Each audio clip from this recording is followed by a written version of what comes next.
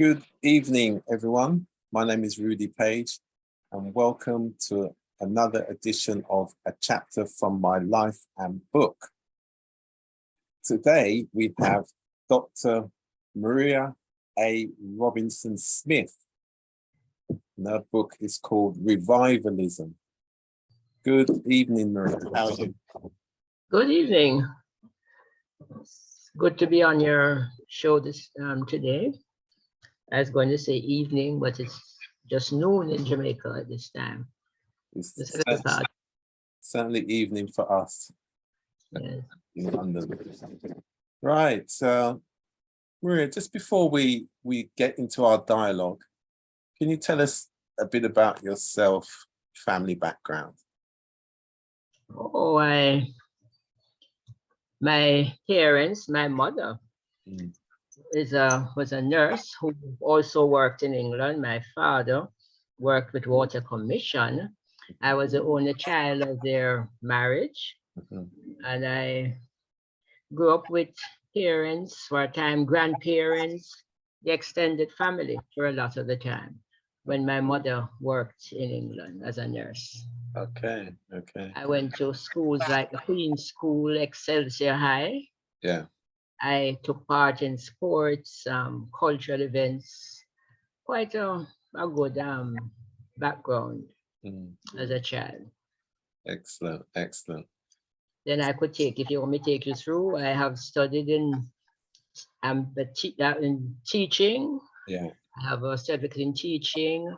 I am one of the first graduates. I remember the first graduating class of the School of Dance, which is now the part of the Edna Manley College. I went on to do physical education further in Australia, and I've done higher diploma in sociology before going on to do PhD work. Worked at the Jamaica Cultural Development Commission for over 25 years, and before that I taught at Tivoli Gardens High School, and I'm now at the Jamaica National Commission for UNESCO as program manager. Okay, yeah, that's a wide variety of experience. Yes. So your book, Revivalism, how long did you spend researching before you began the book, and what kind of research did you do? Well, the book came from my PhD.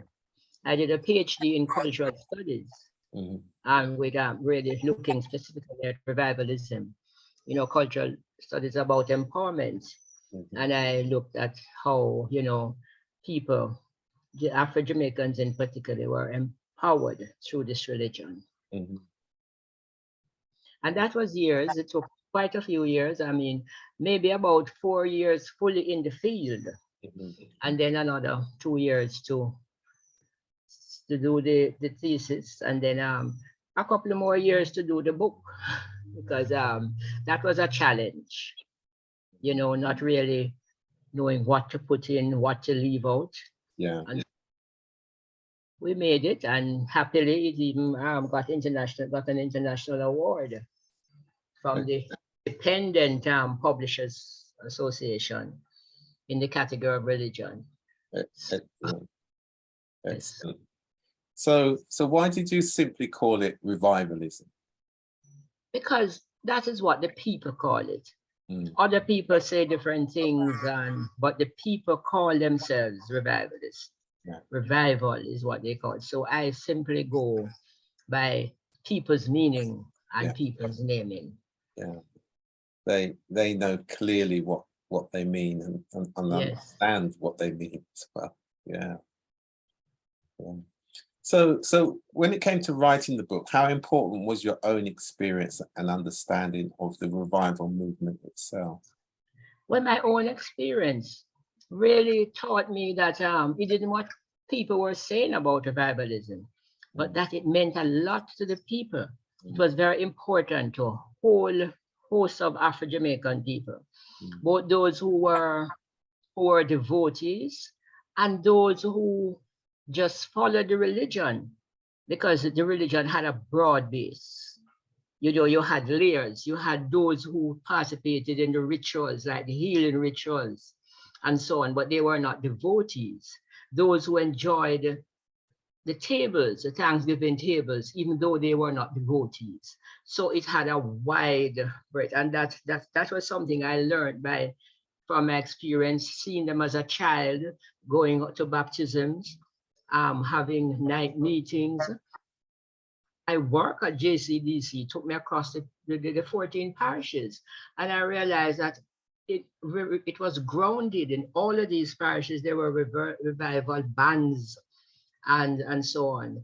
Then my work again as a teacher took me in a community where the one church in that community was a revival church, and that the member of parliament was none other than the late Honorable Edward Seago, former Prime Minister of Jamaica, who had also done great groundbreaking work in revivalism and was a close friend of revivalists. So I in that community, I saw the first revival table, which was more or less sponsored by Mr. Seago. Mm-hmm. Then I also had the opportunity, I was asked by Louis Marriott to do the choreography for the play Bedouin. So that took me into looking in at the Bedouin community and looking at how the dance operated in the movement. So, so I really had, I guess I had quite a bit of experience in that area. Yeah, and in today's language, you were fully immersed.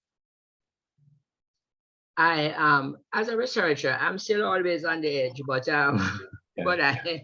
but I try my best to understand and to work with the people who I think best understand the religion. Yeah, of course. And so why the focus on revival iconography and the rituals and the ceremonies? Because it is the revival iconography that sets revivalism apart from all other religions. Mm-hmm. It is the iconography that brings all the rituals together. The iconography stores like spiritual vessels that stores the meaning of the religion. They give meaning to all the ceremonies, the rituals and ceremonies. And it is the iconography that presents that body of shared meaning. Why revivalists in Kingston can understand what revivalists in Westmoreland is doing. If you know that's one end of the island to the other. So it's very, very important to understanding the religion and for the people to experience their religion as well. Okay. So which leaders have inspired you the most and why? Oh, the leaders who have inspired me the most. The one that I didn't meet but know about was Alexander Bedouin, because he was described as the first revival shepherd.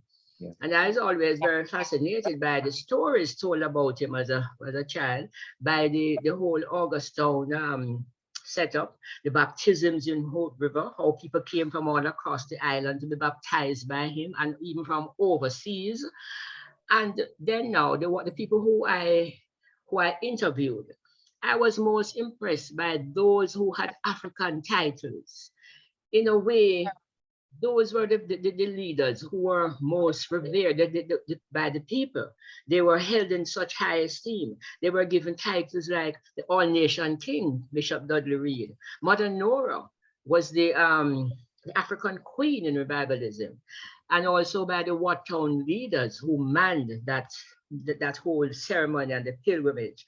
These were the people, and that's because though these leaders were the people who were flocked by the mass of people coming from all over, they were not just respected by the people in their church, but all across the island. As a matter of fact, when those leaders died, they had like African burial ceremonies, 3 days, 3 days long. I saw a ceremony in Ghana, and it was not exactly the same, but it was quite a take from how it is that you treated an African chief. That was how these revival leaders were treated at their deaths. And that's great cultural continuity that you rarely hear of, given the passage of time, from Africa to the Caribbean, back to, Jamaica in the Caribbean. That's great. So, so what surprised you the most about the revival movement? And well, surprised was, I think, the power of dance, the importance of dance to the religion. You know, it was on the surface. It was so happy and joyful to watch these people go to the ceremony, the rhythm and the dance. They would dance all night, sing and dance all night. And it was so beautiful because they had different dances and different patterns depending on what the ceremony was and what was happening. And I also learned later, depending on which were attracted to that ceremony. But the dance, in one of my chapters, the one that I ritual, the subtitle is, it is the dance that make it happen. Because it is through the dance that they best experience their religion. Because possession is, you know, very, very a spiritual session era, just like it is in African religion, that ancestor communion. And the dance allows for that meeting point between the ancestor and the living. So the dance is very, very important in how the religion functions and how you experience the religion. In so much, when a leader, one in particular, got ill and he couldn't dance, yes, he had to step back because he couldn't. He said, and we know I questioned him. I said, why?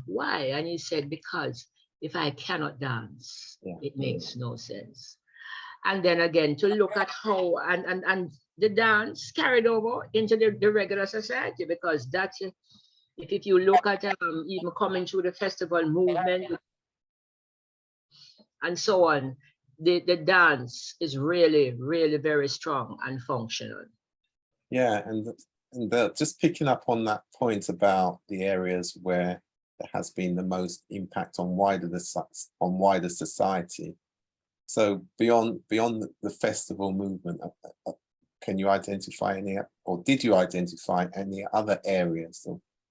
Oh yes, all of theater, and also in the popular music, the dance hall and the reggae coming through the dance hall, because some people give Rastafari the credit. I am not about to take it, but what I do know is all of these strong reggae people, the Bob Marleys and so on, had revival parents. You know, they grew up in revival. I sat with Bunny Wailer for over 2 hours. He gave his entire family history. His father was a revival shepherd. He said from about age 3, he was playing the drums in church, and that is where he got his musical beginning. So it has really served us well in terms of our aesthetic content as a people and our aesthetic preference. Revivalism has really been the background and the base of it. There have been some other forms contributing, like Kumina and so on, but revivalism has been the most widespread right across the island.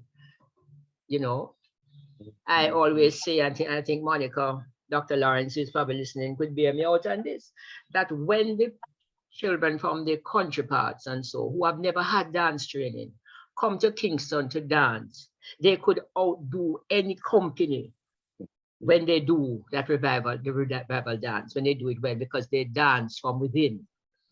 It was part of their whole, let us say, lifestyle, because revivalism is not just a church, it's a lifestyle. So, you know, I can say that it has really, it's really had a lot of outreach in different areas. Okay. So what is the role of revivalism in the 21st century Jamaican cultural development and its global aspirations? Well, I hope it can to be that area, that privilege, African, both content and context, because we see all that's happening with Black Lives Matter and so on. And we know what it was in the past when people didn't respect anything African or things Black. But that it will continue to be that era, that whole give value to African aesthetics, to African content and context in our forms, because therein lies our identity markers as to who we are. So it is in that era of identity, continuing to give us that specific identity, not that identity of difference that continue to make us who we are and understand ourselves as a people. That is the role I continue to play, and I know that it is even the revival churches have expanded now outside of Jamaica to the diaspora. We have revival churches in Canada, in all over Europe, in different parts of America, and they are functioning, and people of Jamaican descent and even other Caribbean people and other Black people are joining in and feeling empowered through this religion. Excellent, excellent. So where is the book available from? How can people get hold of the book? I hear it is on Amazon, and I know the University Press here in Jamaica. And I guess there are some places in London too. Right. Maybe I'll have to get that from the University Press and probably send you their gift. I know I don't have it of the different places. That's the book. And we can send that around to everybody. Yes. At least people know if it's on Amazon, then many people. Yes, it's on Amazon. So is there going to be a part 2? When I was writing, I did actually made 2 books. Yeah. But then I didn't like any of them because I didn't think any one of them told the full story. Okay. So there could be many books. The fact is, will I take the time to write them? But there's information to do much more. And will I get support from the publishers? Because this book was really hard, because it cost so much to do it in color. Yeah. And you could not do a book where color is an icon. Color meant something. You couldn't do it in black and white. It wouldn't have made sense. So it was quite a bit of money. So I'm hoping that my little support group around will continue to encourage me and to point me to ways that I can probably get sponsorship to finish the others. Right. No, it's excellent, and it seems like one of those books where you could have quite a lot of discussions, dialogues, and symposiums just based on the book. Yes. And having the different views. It's very interesting. So on the cover, who is that on the cover now? That is one of the great revival leaders. She is Mother Millie. She's Bishop so and so in the in the modern terms, but Mother Millie, who is head of seals at Wattown. She's a lady who controls the seals at Wattown. And her life is is interesting because she could be living in the States, she could be living in London or anywhere, because but every year she returns to Wattown and to do her duty. And because she feels as if she doesn't do her duty, ancestors, something bad would befall her. And this is how deep, and it is also an African way. To displease the ancestors, then that's probably the worst thing. That has also been passed to us. And Mother Millie really is someone who speaks to that. So she's always at Wattown as Mother of Seals. So what's the significance of Wattown? Wattown, I have seen Wattown as a distant homeland where people have come together to set up a place, not identical as it is in Africa, but reflecting Africa, that reminds them of Africa. When I went to Kumasi in Ghana, and where the chiefs meet, I could see the difference, you know, the different chiefdom coming in on a Thursday, which is on what town meets on a Thursday too. On a Thursday, the different bands, so, you know, we don't call them churches, different bands that come to almost reminds me like, and the leaders, like, you know, like different chiefdoms coming together. So the things they do, the rituals, I'm not saying that they don't read the Bible and you don't have things, but what consumes them most are the African retention, the things they do to remind them that going, working the seals, that whole thing of, you know, working for ancestor communion, you know, and that is where the iconography comes in, because that is what sometimes, you know, is that bridge between the living and the ancestors. So what town, and it's a pilgrimage. People come from all across the island. It is one of the areas, so not begging governments for support. They dress to the best and come with their gifts to honor their ancestors. It is really a space, really a black space that it's really is, that sets a lot of, as I said before, identity markers. Yeah. That teaches us the music at its best there, the rhythm and music, the dance is good, the dress, you know, is really it's about a place of becoming. Yeah, and actually, and it gives us a sense of belonging. You know, yes, we talk about yes. belonging. Oh yes, the yes. importance of that. That's interesting. You mentioned in your book about that period between 1860 and 1861 being quite significant. Why do you think that was? Well, there was that, I think the revival movement probably had started among the people on the estate, in the slave quarters, in the free villages, probably before that. But that, when I think there was supposed to be some had come around now to convert the people. And it is during the missions that the spirituality of the people broke through. It's as if they couldn't contain it. They couldn't contain the who am I forth in the, and that was the first note that this religion was here and well. Okay, yeah, very 60 more connected to the Europe to the more European brand of have more Christianity. It's because, you know, it's an Afro-Christian religion. Yeah, and then 61 African. Right. Okay. Yeah. I mean, it's interesting because it's not something you readily hear about in terms of the general cultural development of the country. So obviously there's a great influence underpinning the culture of the country, isn't there? It is. And I think sometimes some of us want to, you know, drop certain areas out, and they probably they will probably tell you, I love Rastafari, but they'll say we begin there. No, we didn't begin there, because even Prince Emmanuel, the head of one of the mansions, was a revival shepherd. And all of the others who have come out of revival between, you know, so that was the base.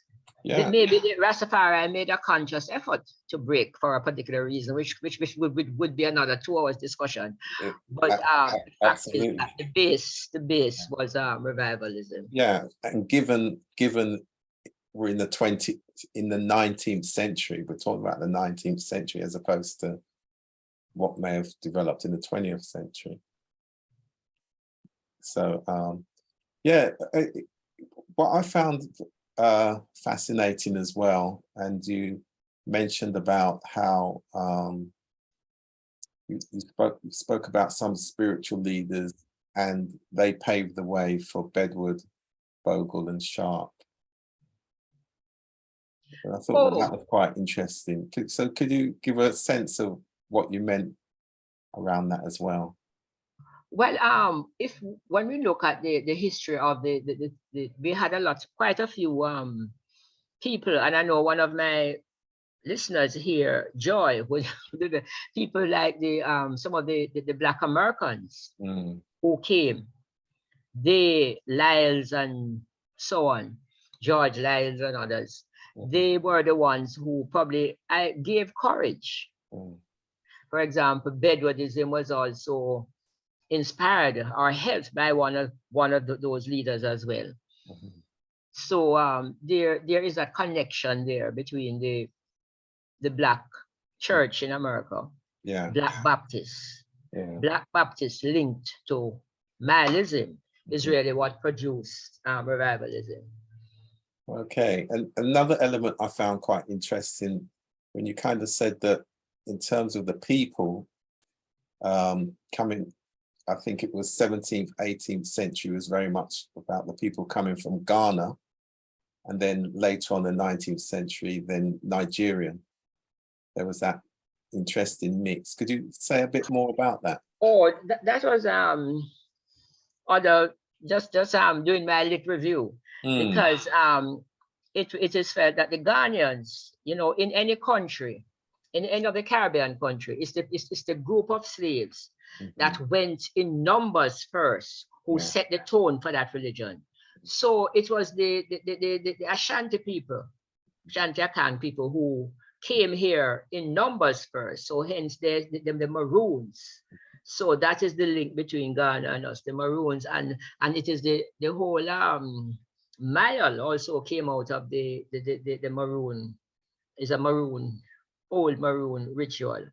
And so it was like in Cuba that the Yoruba people got their most, so that was set up.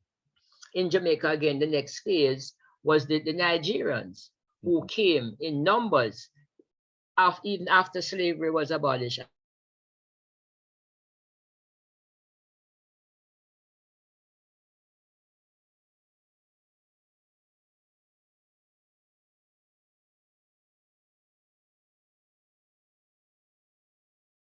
Just lost you for the moment.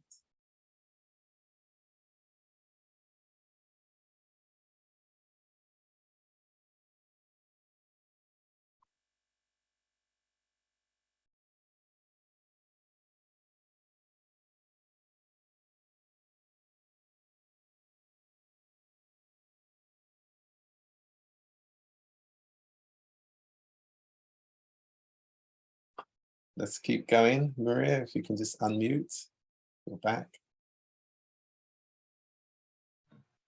Okay. You were talking about the Nigerians. Yes, I said that they settled mainly when they came as indentured laborers in the era of St. Thomas. So you find St. Thomas very rich in almost purely African traditions like Kumina and so on. So I'm saying that history tells us and gives us these links as to how it is that we, you know, it's not just by accident that the people in Maroon Town have remnants of the language Twi, which is from Ghana, and so on, and the different rituals that we do have. People like Orlando Patterson did that research for us long ago.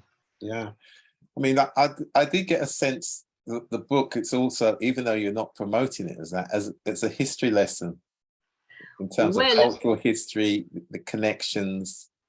Well, you see, over the years, a lot of people look down at revival as it came from nowhere, and like people call it Pocomania, which means liquor madness.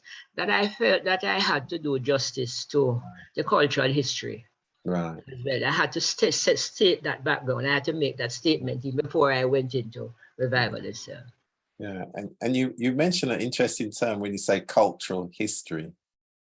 It seems as though it should be an area in itself that we should understand more, especially the generations now in terms of.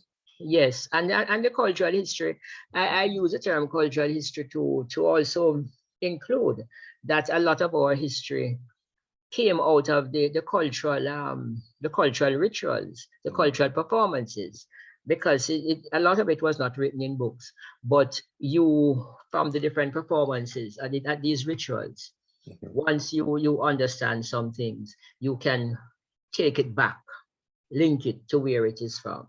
Absolutely, because that's why we say culture is the unseen strand that binds us together. Yes. Yeah, great. Okay, so I think we've come to the end of this dialogue. It's been very interesting. Is there any particular thought that you'd like to leave our viewers with as it relates to the revivalism? Just the hope that more of us will take it more serious, because by taking it seriously, we are taking ourselves seriously. Yeah. As a country of 90% people, 90% people of African descent, we cannot continue to look down or to downplay the traditions, the things that are really so much a part of our identity. Because when we do that, then we lose ourselves and lose our connection. And, you know, maybe as they said, are like whatever shaft without a root or something, whatever. Yeah.